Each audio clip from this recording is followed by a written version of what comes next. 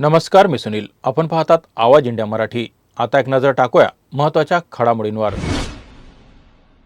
आज बारामती आणि राहुरी विधानसभा पोटनिवडणुकीसाठी सकाळपासून मतदानाला सुरुवात झाली असून मतदारांमध्ये उत्साहाचं वातावरण दिसून येत आहे. खासदार सुप्रिया सुळे, त्यांची लेक रेवती सुळे, रणजित पवार आणि शुभांगी पवार यांच्यासोबत त्यांनी मतदानाचा हक्क बजावला. तर भाजप उमेदवार अक्षय कार्डिले यांनीही मतदानाचा हक्क बजावला आहे. बुऱ्हाणनगर येथील जिल्हा परिषद शाळेत सकाळी 7:15 वाजता त्यांनी मतदान केलं. पहिल्यांदाच निवडणूक लढत असल्याची कार्डिले यांनी प्रतिक्रिया दिली आहे. बारामती मतदारसंघात विविध पक्षाचे उमेदवार निवडणूक रिंगणात आहेत. मतदारसंघातील राजकीय वातावरण तापलं असून सर्वांचं लक्ष या निवडणुकीच्या निकालाकडे लागलं आहे. त्याचप्रमाणे राहुरी विधानसभा मतदारसंघातही मतदान प्रक्रिया शांततेत सुरू आहे. प्रशासनाकडून सुरळीत मतदानासाठी आवश्यक सर्व व्यवस्था करण्यात आली आहे. भाजपच्या कोर कमिटीची महत्त्वाची बैठक मुख्यमंत्री देवेंद्र फडणवीस यांच्या निवासस्थानी बुधवारी रात्री पार पडली. या बैठकीत आगामी विधान परिषद निवडणुकीसाठी पक्षाकडून पाठवायच्या नावावर सविस्तर चर्चा झाली. भाजपला विधान परिषदेच्या 10 पैकी 6 जागा मिळण्याची शक्यता असून या जागांसाठी केंद्रीय नेतृत्वाकडे 6 नावांचा प्रस्ताव पाठवला जाणार आहे.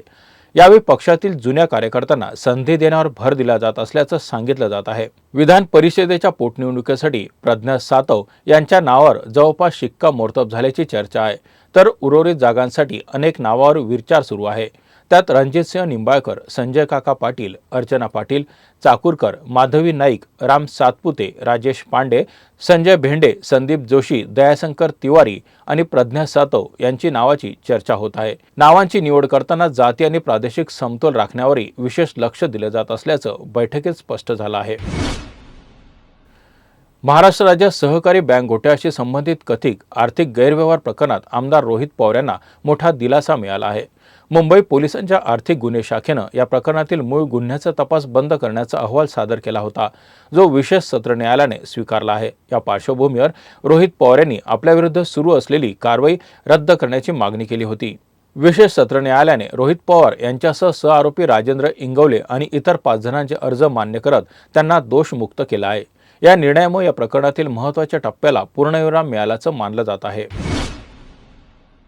नाशिकमधील भोंदू अशोक खरात प्रकरणात एसआयटी तपासादरम्यान एका पीडित महिलेच्या गर्भपात प्रकरणाच्या चौकशीत नव्या बाबी उघड झाल्या असून काही बड्या डॉक्टरसह महापालिकेतील एका डॉक्टरने खरातला मदत केल्याचा संशय व्यक्त करण्यात येत आहे. तपासात असं समोर आलंय की पीडित महिला गरोदर राहिल्यास तिला गर्भपाताच्या गोळ्या पुरवल्या जात होत्या. या गोळ्या डॉक्टरांमार्फत मिळाल्याचा आरोप असून संबंधित डॉक्टरांना लवकरच चौकशीसाठी बोलवलं जाण्याची शक्यता आहे. याशिवाय काही सोनोग्राफी सेंटर्स आणि डॉक्टरांच्या भूमिकेचाही तपास सुरू असून गर्भपाताच्या औषधांना पुरवठा नेमका कुठून झाला याचा शोध घेतला जात आहे. या प्रकारात आणखी मोठे खुलासे होण्याची शक्यता व्यक्त केली जात आहे. मुंबई पुणे द्रुतगती मार्गावर आजपासून 2 दिवसाचा मोठा ट्रॅफिक ब्लॉक घेण्यात येणार आहे. हा ब्लॉक महाराष्ट्र राज्य रस्ते विकास महामंडळाच्या पुलाच्या तांत्रिक कामामुळे लागू करण्यात आलेला आहे. डोंगरगाव आणि कुसगाव दरम्यान असलेल्या पुलावर दुरुस्ती आणि रंगकामाची अत्यंत महत्त्वाची कामे शिल्लक आहेत. यासाठी पुलाच्या बांधकामासाठी उभारलेल्या तात्पुरत्या लोखंडी सांगाड्यांना हटवण्यासाठी मोठ्या हायड्रो क्रेनचा वापर करावा लागणार आहे. या कामामुळे महामार्गावर धावत्या वाहतुकीत अडथळा निर्माण होईल. त्यामुळे प्रवाशांच्या सुरक्षेसाठी वाहतूक पूर्णपणे थांबवून काम सुरू केलं जाणार आहे. आज दुपारी 3 तासाचा ब्लॉक असणार आहे आणि या दरम्यान पर्यटकांची गर्दी अधिक असू शकते, कारण उन्हाळ्याच्या सुट्ट्या सुरू आहेत. त्यामुळे वाहन चालकांना पर्यायी मार्गाचा वापर करण्याचा सल्ला दिला जात आहे. राज्यात हवामानात मोठा बदल होत असून उष्णतेसोबतच अवकाळी पावसाचं दुहेरी संकट निर्माण झालं आहे. हवामान विभागानं मध्य महाराष्ट्र आणि मराठवाडा भागात आजही पावसाचा येलो अलर्ट जारी केला आहे. गेल्या 2 ते 3 दिवसापासून या भागात पावसाची संततधार सुरू असून अनेक ठिकाणी पिकांचं मोठं नुकसान झालं आहे. त्यामुळे शेतकऱ्यांमध्ये चिंता वाढली आहे. कोकण आणि इतर भागांमध्ये मात्र तापमानात वाढ होण्याचा अंदाज वर्तवण्यात आला आहे. मुंबई, ठाणे, रायगड आणि रत्नागिरी या जिल्ह्यांमध्ये बुधवारी मुसळधार पावसाची नोंद झाली होती. पुढील काही दिवस दुपारी 12 ते 4 वेळेत नागरिकांनी अत्यावश्यक कारणांशिवाय घराबाहेर पडू नये असं आवाहन करण्यात आलं आहे.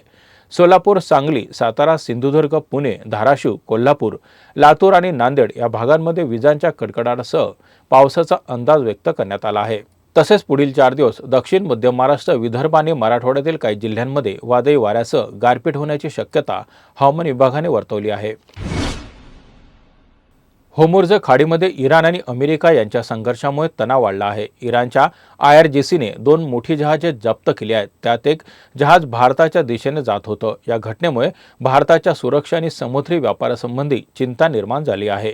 इराणने दावा केला आहे की ही जहाजं आवश्यक परवानगीशिवाय कार्यरत होती आणि त्यात नेव्हिगेशन प्रणालीत फेरफार करण्यात आला होता. विशेषतः एपामिंडोस नावाचं कंटेनर जहाज जे लायबेरियन ध्वजाखाली होतं. दुबईच्या जेबेल अली बंदरातून गुजरातच्या दिशेने जात होतं. ते होर्मुझ खाडीत थांबवलं गेलं. इराणी सैन्याने जहाजाला थांबवण्याचा इशारा दिला, पण जहाजानं त्याकडे दुर्लक्ष केलं, ज्यामुळे IRGCने गोळीबार केला. जहाज 6 सागरी मैल दूर असताना इराणने त्यावर कारवाई केली आणि जप्त केलं. त्यानंतर MSC फ्रान्सिस्को नावाचं दुसरं जहाज देखील जप्त करण्यात आलं. या घटनेने होर्मुझ खाडीत अधिक तणाव निर्माण झाला आहे. IPL मध्ये काल झालेल्या सामन्यात राजस्थान रॉयल्सनं लखनौ सुपर जायंट्सचा 40 धावांनी पराभव केला. टॉस जिंकून लखनौने प्रथम गोलंदाजी करण्याचा निर्णय घेतला होता, मात्र हा निर्णय त्यांच्या विरोधात गेला. प्रथम फलंदाजी करताना राजस्थान रॉयल्सने 20 षटकात 6 बाद 159 धावा केल्या. लक्ष्याचा पाठलाग करताना लखनौचा संघ सुरुवातीपासूनच अडचणीत सापडला होता.